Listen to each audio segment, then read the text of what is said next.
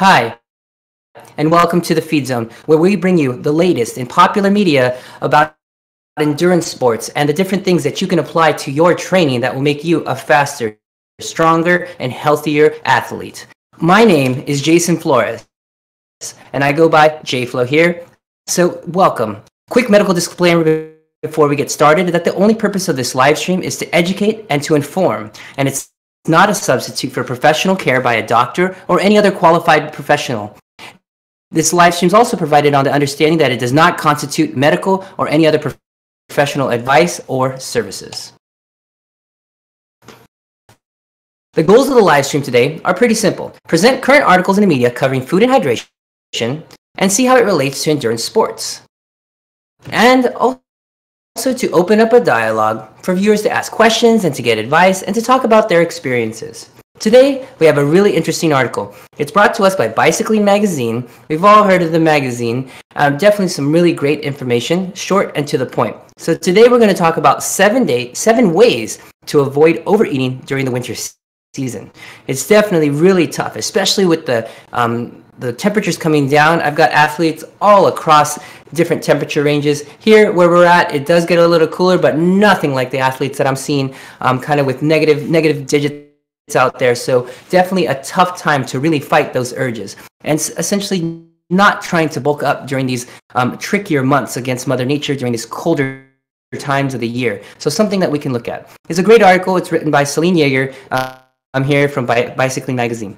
We're essentially going to go through and I'll explain a little bit about these 7 ways to avoid overeating and kind of some tips and how we can sum this all up together. All right, so we're going to take a look, and here we're going to start with the first 4 tips, and I'll kind of expand. Making soups, roasting veggies, drying out your meals, and getting into the zone. And so we'll start with these 4 and kind of expand. So when it comes to overeating, especially during the colder months, the struggle is definitely real for all of the athletes, and science just says that. So when the temperature comes down, the body just reacts in this way where the body wants to store fat. Essentially, fat for us as athletes equates to increasing weight. So we need to be very, very careful during this time to make sure that the body has what it needs so that it'll do what it needs as far as during this off season or this winter time, depending on your goals. So not surprisingly, when they did a study and looked at various times of food during kind of a whole year season or period, it wasn't surprising that the model predicted that given the opportunity, all animals, including humans, would overeat and store fat during the times when food was scarce, and more so when the temperatures were low. So what is us as endurance athletes, cyclists, what are we to do when food availability isn't an issue, meaning that we can get any type of food at any time? The urge is always going to be to overeat. So the trick is to get into your brain, getting the brain what it wants so that everything's going to be okay, and that's really, really the point.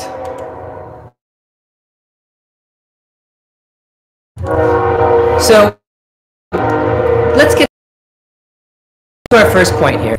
The first point is a really good one. So a lot of times during the on season, you'll do a big, nice, healthy size salad with a good amount of protein on top and that sort of thing. So during the winters, one thing that we can look at, or you can try to do, is make soups or have soups. It essentially will give what your body is craving for. You know, it'll be that feeling of a comfort food, that feeling of fullness. So soups, stews, chilies, all can do really great jobs here. And I definitely agree here. And especially with the addition of having a lot of those water levels and salt levels, these all play into fact as far as hydration is concerned. So definitely another good thing that we can look at. So these hot liquidy foods do take a little longer to eat, so it definitely can be more filling, or at least give the effect of feeling more filling. But these soups can definitely have a good amount of proteins and veggies, all these things, but it has that warming effect. And so these hot foods can definitely let you feel fuller and be satisfied with the appropriate amount of food. And you can still get those nutrients in. Roasting your veggies. Definitely recommend this, and the reason why is because it actually brings more flavor out. So a lot of times, we do a lot of salads. They can lose their appeal, like I mentioned earlier, when it's super cold outside or the weather's not warm. So something like that, you could actually switch over to take taking a look at veggies and getting more satisfied by taking those veggies and roasting them. Really simple to do. Blast the oven at 450 degrees. Put a little oil on the veggies that you want to roast. Throw them in. 20-30 minutes later, you're good to go. So definitely brings out some flavors, some caramelization, some different things that you may not taste otherwise, that you can add to any of the proteins that you have during your meals, and actually mixes it up versus having this huge salad that we typically would, let's say, during in season. The other thing that we can look at is maybe drawing out meals, and essentially not in between the meals, but just taking our time to have the meals. So instead of going through and just sitting down and eating all 3 courses, let's say, or all the meal at one time, eating a portion and then maybe having the second part of it a little bit later, and then kind of doing the soup, and then doing the appetizer, and kind of just taking our time with our meals a little bit longer, and that is also something that we can do to kind of trick ourselves, not really trick ourselves, because you're still getting the amount of food, because you're still getting the amount of calories, but sometimes when you eat so quickly, you can actually overeat very quickly, because your body doesn't have that signal saying that it actually has food in there, and it actually has felt full. So taking your time, whether it even be just one meal or just making that meal kind of split up into a longer period of time, could be very useful, or just slowing down while we eat. Really, really important to kind of enjoy that time. The last one is actually have a pretty good of importance, or at least information-wise. It's called Getting into the Zone. It was really popular in the mid-90s. It went along very well with the CrossFit movement, and a lot of it is because at that time there was a very fat-phobic, and still is a little bit, as far as riders or athletes trying to eat more healthy fats and higher protein foods, while really limiting their sugars and carbohydrate intake. And so the style of eating was to make sure you're eating in different zones, in fact, where there was a good portion of fat and protein, and a decreased amount of carbohydrates. More so today, in the world of sports endurance, have we seen an even lower decrease in carbohydrates. But remember, we have talked about it before here on in the Feed Zone, that you need to make sure that you're fueling your workouts to be able to get good results. If you're not recovering properly, that is a problem. You need to make sure that you're fueling so that you can recover appropriately. But making sure you get the right amount of protein and fat, because they do take longer to digest, it can definitely lead to less overeating. So aiming for about, in this article, they talked about 30% fat, 30% protein, and 40% carbohydrate. Your mileage may vary, but finding what works for you will be important. You can also do cycling of the amount of carbohydrates that you have and switching those off and being able to play with that. And that's where doing things like journals that I have a lot of my athletes do, just to give an idea for themselves and also for me to figure out what's going on in their meal. And even more simply, you can actually take photos of everything you eat in a day or even over a week and look at everything and say, man, I'm eating too much, I'm eating too little, I'm eating a weird combination of things, or I'm eating a lot of X, Y, or Z. So really important. So trying to add different things that have healthy fats like avocados, good proteins like beans and nuts that have protein as well, into your meals can help make things feel more satisfying because of the protein and fat levels that are found in those foods. So really good points there. We'll move to the last 3 here, and we'll talk about being a light seeker. I'm a big proponent of this first thing in the morning, or I would say for me, since a lot of us do train while it's still dark out, is when there is sunlight, is to get out there and get under the sunlight. So lack of sunlight during these shorter days, and that's typically what happens during these winter months, the days can be shorter. It can drop essentially a chemical called serotonin in our body, and that chemical is responsible for kind of that feel-good feeling, that feeling you get when you're under the warm sun and you have that kind of just happy feeling that people describe. So you can definitely not having that signal on, they have found can lead to things like carbohydrate binges and just wanting to have just an overall overconsumption consumption of food or calories. So in order to get this brain boost, if there is sun out, definitely getting outside to get some exposure. But if you are in a place where there's not, there's actually a way to be able to do this. And if you can search online, head to the Amazon store. There are things called light boxes, and what they are is just a simple box, and inside there they have a certain light and its temperature, color of the sunlight that you would have, whether at any part of the day. And an easy exposure of that, like on your desk in the morning to kind of wake you up, could be very easy to kind of boost this part as far as seeking more light. And for places that do have sun, opening the windows and the blinds, just brightening up the kitchen or wherever you're at, can make sure, versus this dark, dreary environment where you're just turning on all these artificial lights on.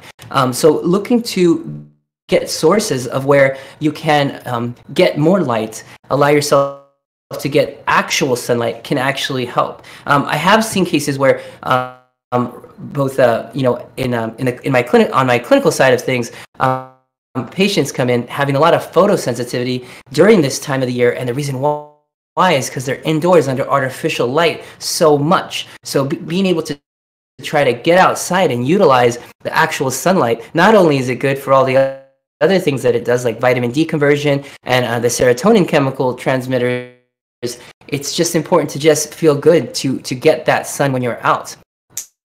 And then the last thing that we have on our list today is to keep moving. And it may feel like, things are cold, you just want to get under a blanket, you just want to stay in and not do that workout, not get out to that group ride, not put on arm sleeves, leg sleeves, a buff, a hat, everything to just stay warm, and just stay home and stay in bed. You will actually typically feel much better if you get out and exercise. One great thing that we have here on our platform, here with our indoor training, is that we're able to get to a place where it can be a bit warmer. It's definitely safe, and it's very close and easy to do. So something that we can definitely take a lot of advantage to. So of course, we all know that exercise not only burns fat and calories, which can help with the weight gain, but it's also a natural serotonin booster. So doing these things first thing in the morning could be very, very beneficial for riders to be able to lift their mood, and it essentially will help you feel kind of like you've done your job, as far as triggering those things to not have overeating the rest of the day. So kind of overall, it's a really tough time, as far as athletes kind of trying to understand what we call kind of the shifting of our bodies. So during the winter, your body will naturally hold on to weight, and it's something, if in fact you are in tune with your body, you'll find that the weight can shift during this time, even if there are no changes in what you're doing. And so it is a time for us as coaches to remind athletes that this is a time where it is okay for there to be body changes, and it is a natural part of our body to store calories during this time. But I think it is important also to stay focused with your training, understanding that when the weather does warm up, when your period of intensity increases, that if you are doing a proper periodization of your time, you'll find that it will shift back the other way. Just as long as you are not changing the things that you're doing, you're keeping smart decisions in your mind, meaning you're making good decisions by getting vegetables in every day. You're making sure you've got good, clean sources of protein and balancing your carbohydrates, whether it be cycling them or making a decision on if you are going to be doing and the amount that you're going to be having. Because during the season, like I said, if you are correctly periodized, will be a time where your carbohydrates may be a little bit less, just because of the amount that you're riding. So you can't just come from a full tilt season, peak during your race and then head off to the off season and take in the same amount of calories of food, feel like, and do essentially less riding or less intense riding, and feel that you're going to kind of stay weight stable.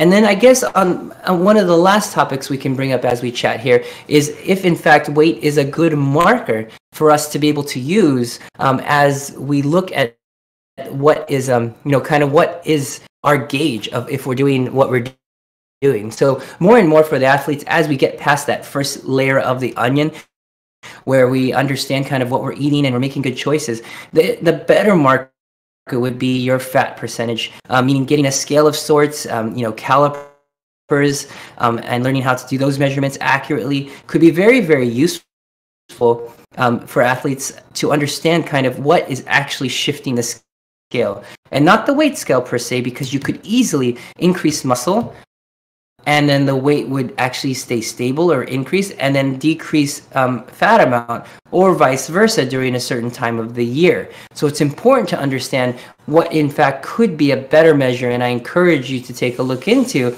is looking at the amount of fat fat percentage of the body.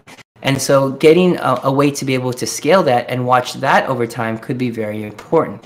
But again, to understand that there are shifts in different parts of the year that allow the body to naturally hold in, more fat. If you are super lean during, let's say, the winter time and it's super cold, naturally the body would actually want to have some fat to stay warm. That makes sense. So as things warm up, the body will allow that to be released. It will allow that if you are doing the right things, and again, making the right choices, getting the workouts in, that sort of thing, and that is the shift that we're looking to do. So really, really nice kind of sum up as far as a couple things that we can talk about. And the last couple podcasts and live stream have been about kind of winter and kind of ways to fuel during winter, as well as, watching the different things that we eat.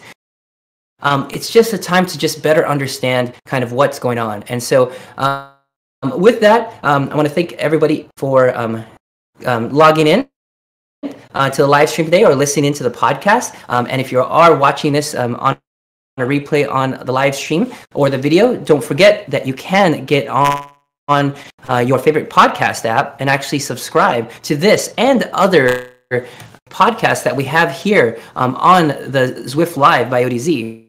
So all you need to do is go to your podcast app and search for the Endurance Lab, and that's where you could find the Coach's Corner. That's where you have the coaches from the Endurance Lab chatting about week in, week out of what's going on in the Endurance Lab. You've got Justin Wagner with What's Up with Power. You've got Taya Friedstead with Chat and Chill, and you got me here in the feed zone here at the end of the week, just bringing up really popular media stuff, trying to break it down for you guys to just get a better feel for that. So I want to thank Bicycling Magazine for throwing this article towards my way. And if you guys have any articles that you would like us to cover here on In the Feed Zone, let me know. And just ping me online here on Facebook or on Team ODZ on the Facebook group there. However you like to do that, or leave a message here in the podcast or on the YouTube channel, whatever you like. So thanks for joining in, everybody. I hope everybody has a great week. And if you have any questions, I will post the full link in the article here. And don't forget to click subscribe. What's the worst thing that can happen? You just get really great content every week here on the podcast and or on Zwift Live by ODZ. And with that, I will see everybody next week. And thanks for joining In the Feed Zone.